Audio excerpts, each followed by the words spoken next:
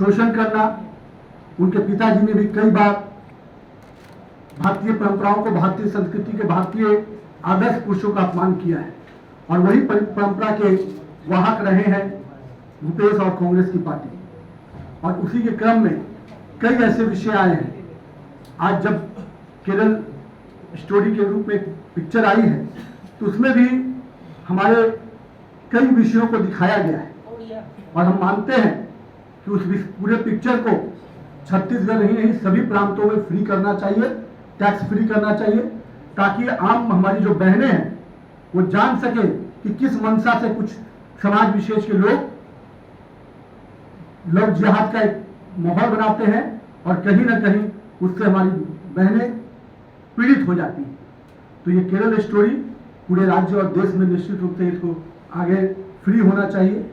और मैं मुख्यमंत्री छत्तीसगढ़ के भूपेश बघेल से भी कहूंगा कि है हिम्मत तो इसको आम जनमानस के लिए फ्री कीजिए, तब देखिए जनता आपके जो काली करतूतें रही हैं, जिस प्रकार से आपने कश्मीर में कश्मीर फाइल्स आई थी तो आपने कई विरोध प्रदर्शन कराया था, पर कश्मीर के सत्य को भी उजागर किया।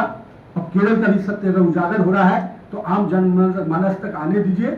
जहां जहां पर आपकी सरकारें रही हैं आपने इस तरह का खेल खेला है और छत्तीसगढ़ में भी हमारी बहनों के साथ क्या हो रहा है, क्या क्या घटनाएं घटी हैं, सरेआम किस प्रकार से खींचकर उनके साथ अपमानित करने का काम किया जा रहा है, ये छत्तीसगढ़ जनता ने देखा है।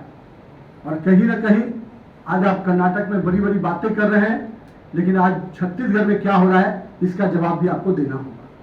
तो ये सारे विषय आज आपके लिए थे जो मुझे आपके बीच में रखना था। इसके अतिरिक्त कोई आपके मन में सवाल हो तो आप बता सकते हैं। कांग्रेस कह रही है कि अगर टैक्स फ्री की बात करना है तो जो जीएसटी है उस पर टैक्स हो, तमाम जो गैस बढ़ रहा है सब्सिडी में टैक्स हो। आप टैक्स फ्री की बात बीजेपी पिक्चर पर क्यों कर रही है? जो चीजें जनमानस के बीच में जानी है उसके बीच से हम लोगों ने जब जब पेट्रोल पर विशेष दिया तो कहाँ राज्य सरकार ने सपोर्ट किया। कई ऐसे विषय थे जो राज्य सरकार पीछे हटती रही, तो जो राज्य की थी है उस पर भी तो उसको जवाब देना पड़ेगा। हम जब कोई सवाल उठाते हैं तो आप फिर हमसे सवाल करते हैं, अरे आपको जो करना है सत्ता में यहाँ आप बैठे हो, आप क्या जनता के लिए कर रहे हो ये तो बताओ पहले।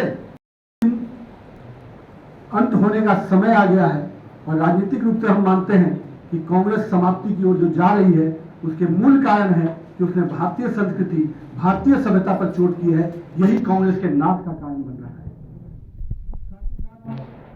लगातार सनातनी समाज को भूपेश बघेल जी कह रहे हैं कि आप अपने नेताओं के संपर्क में रहें, तो क्या और कुछ नेता जाने वाले हैं? अब वो अपने घर को झाके नहीं है। 2.5 वाला विषय अभी भी चल रहा है। एक बार झांक के देखिए कितने लोगों को आपने नोटिस दिया हुआ है। मैं नाम बोलूंगा तो नाम की सीरीज हो जाएगी। प्रदेश अध्यक्ष को किस प्रकार से आप धक्का देकर राष्ट्रीय अधिवेशन में किनारे करते हैं जनता ने देखा है। प्रदेश अध्यक्ष के फोटो भी गायब कर देते हैं, ये भी जनता ने देखा है। आपके विधायक ने कहा कि देश का सबसे बड़ा भ्रष्ट डीएम हमारे यहाँ से है और उसको प्रोन्नति मिलती है, ये भी हम लोग देख रहे हैं। सीरीज है, एक एक सीरीज खोलेंगे तो एक एक महीना लग जाएगा आपको जवाब देने में। इसलिए भूपेश जी अपने घर में झांकिए क्या स्थिति है। तानाशाही रवैया आपके यहाँ चल रहा है।